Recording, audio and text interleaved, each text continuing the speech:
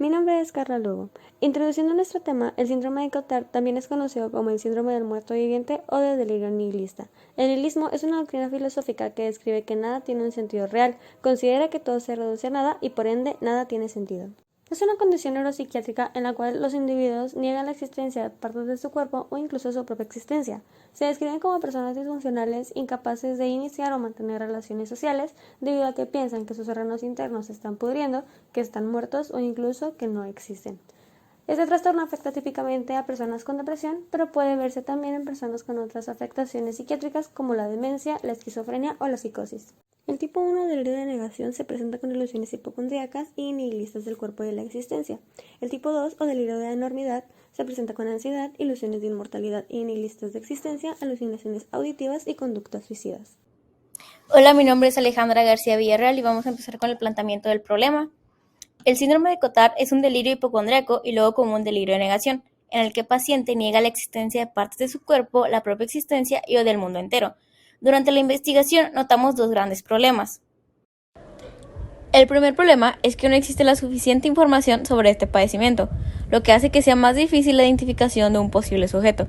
Se sabe que puede darse en pacientes que han sufrido esquizofrenia y el segundo problema es que debido a la baja incidencia no existen estudios epidemiológicos ni en nuestro estado o país.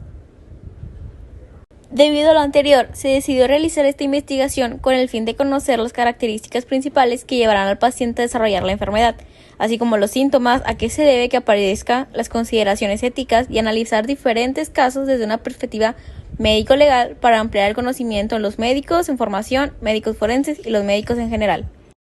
Hola, mi nombre es Gerardo Handal Gutiérrez y voy a presentar acerca de los antecedentes. Tenemos una paciente femenina de 72 años de edad que 2 meses previos ha presentado insomnio con despertar inmediato, falta de apetito y una angustia diaria que se acentúa. Se añade ideas delirantes de no existencia, ausencia de órganos y la paciente menciona que ya no pertenece al mundo por lo que murió y le pide al médico realizar un certificado de defunción. Menciona que no tiene estómago ni corazón por lo que no es de su necesidad comer ni sentir palpitaciones. Días posteriores presenta alucinaciones mencionando que observa bebés colgando como granos de uva y el cielo rojo, añadiendo ideas suicidas. Se le inicia tratamiento con fluoxetina y olanzapina en cuidados intensivos sin mejora alguna. Posteriormente se le añade el lorazepam de 2 miligramos y venlafaxina, teniendo un éxito posterior a 20 días de hospitalización con el tratamiento, viendo favorable evolución teniendo un control policlínico.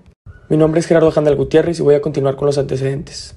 Se presenta una mujer de 70 años de edad que tiene ansiedad, temblores, inquietud psicomotriz y rechazo hacia los alimentos.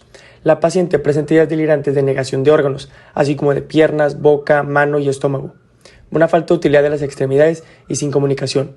Se le brinda tratamiento con antidepresivos neurolépticos sin mejoría alguna.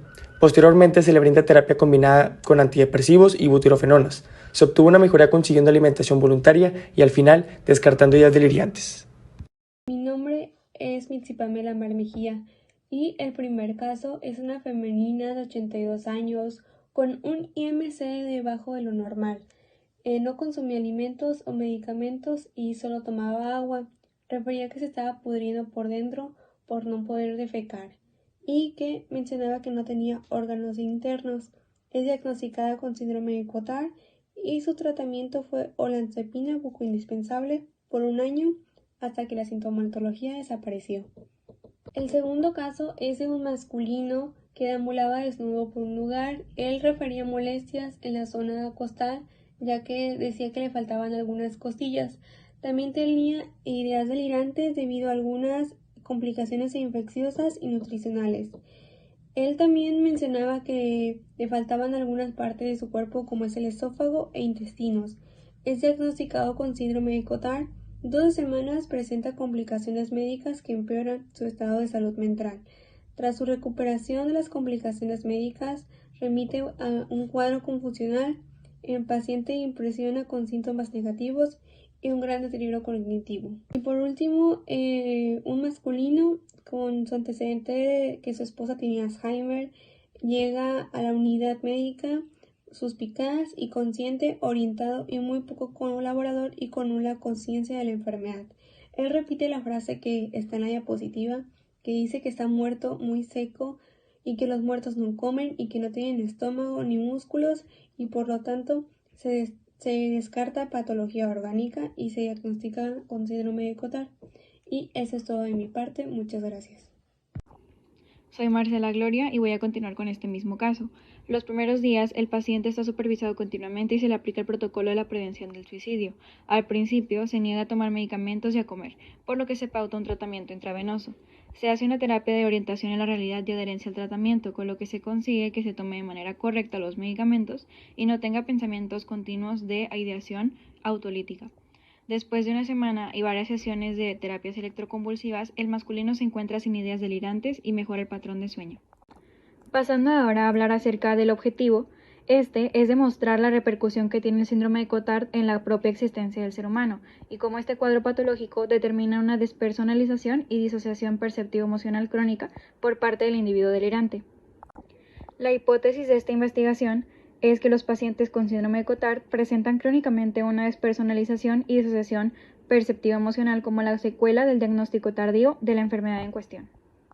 Yo soy Adolfo Ledesma y hablaré acerca del marco teórico. El Dr. Cotard, después de su primer caso, hizo un artículo donde describió 11 casos nuevos, los cuales le ayudó a poder definir un cuadro clínico característico de este síndrome, y asimismo poder denominarlo oficialmente delirio de negación. El cuadro clínico se caracterizaba porque los pacientes presentaban ansiedad, melancolía, analgesia, delirio de condenación, posesión, pérdida de órganos y alma y pérdida de la inmortalidad.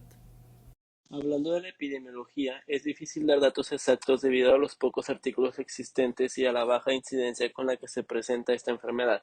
Sin embargo, estudios realizados en Hong Kong, Austria y en el Departamento de Neuropsiquiatría del Instituto Nacional de Neurología y Neurocirugía de México dieron como resultado que de un grupo grande de pacientes estudiados, menos del 1% presentaron este síndrome, y de ese porcentaje la mayoría presentaba el síndrome si tenían como base una enfermedad psiquiátrica.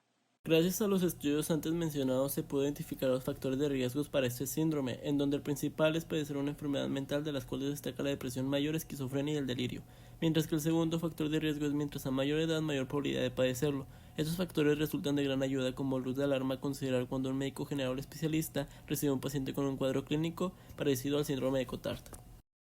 La mayoría de los artículos relacionados con el síndrome de Cotard nos mencionan que no solo se ve como un síndrome cualquiera, donde el paciente piensa que está muerto, que no tiene vida, sino se considera aún más como una enfermedad psicológica que se puede ir desarrollando poco a poco si es que la persona padece alguna depresión, ansiedad, algún defecto neurológico o neuropsiquiátrico, entre otros.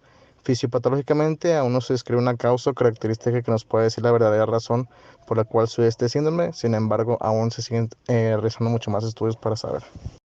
Algunos síntomas característicos es la depresión o la ansiedad, la convicción de que la persona no piensa que no existe su cuerpo, alguna creencia de que se está quedándose sin sangre o que no tiene sangre, una certidumbre de estar muerto, sensaciones físicas y sensoriales, de tener gusanos bajo la piel, creencia de no tener algunos órganos y la automutilación, así como también la analgesia o la ausencia del dolor. Por último, en el tratamiento encontramos antidepresivos, ansiolíticos, así como también antipsicóticos para poder controlar los síntomas de esta enfermedad. Hola, yo soy Ángel Enrique Hernández Basurto y vamos a discutir los resultados de nuestra investigación. A partir de lo recabado, sabemos que el síndrome de Cotard es una condición con una tasa de incidencia menor al 1%, la cual se desarrolla a partir de trastornos graves de esquizofrenia y depresión, padecimientos que afectan a millones de mexicanos. Hablaremos de reportes de... El primer caso clínico habla de un síndrome de Cotard en un paciente con esquizofrenia. Se trata de un masculino de 50 años originario de Cajamarca, el cual a los 49 años fue diagnosticado con esquizofrenia por primera vez.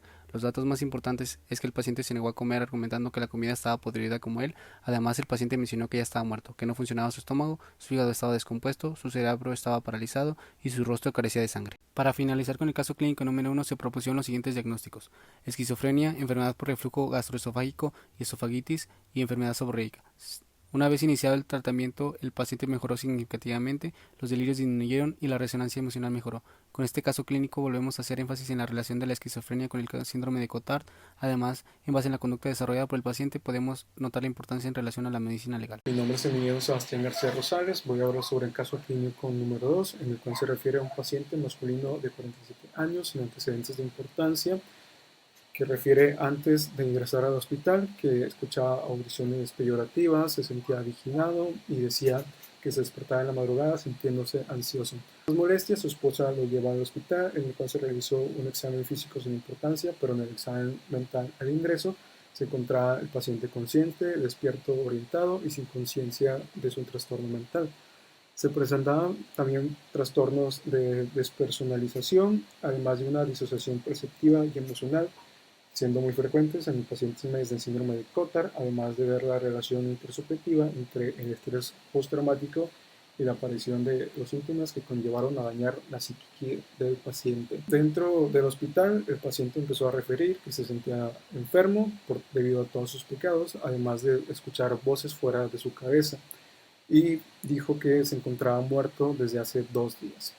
También en la misma hospitalización aparecieron síntomas catatónicos, entre los cuales destacaron el mutismo, la inmovilidad y la rigidez. Por eso mismo, el paciente fue diagnosticado de un episodio depresivo grave con síntomas psicóticos, catatonia y síndrome de Cotard. Mi nombre es Andrea Melissa Hernández Flores.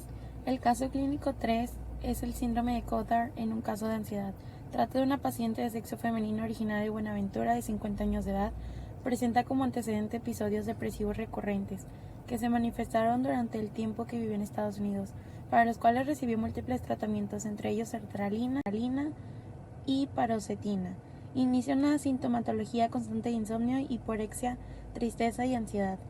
En una ocasión refiere que intentó cortarse las venas, pero no tuvo el valor y apenas se hizo un corte superficial.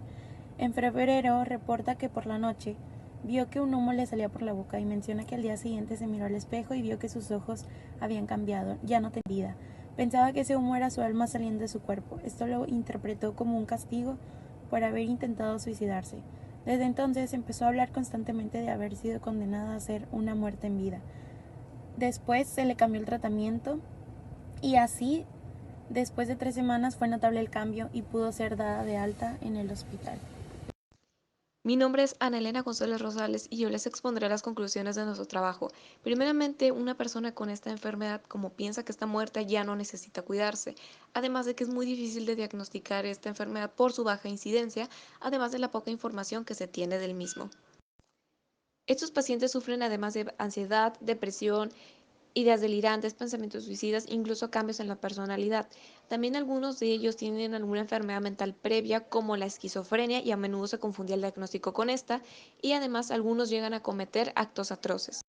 Por último, tenemos la revisión de nuestra hipótesis, la cual después de una investigación y la realización del trabajo se confirmó. Yo soy Alejandro Hernández Mendoza y les hablaré sobre las aportaciones. Como ya se mencionó a lo largo de este trabajo, lo complicado de este padecimiento más que nada es su rareza.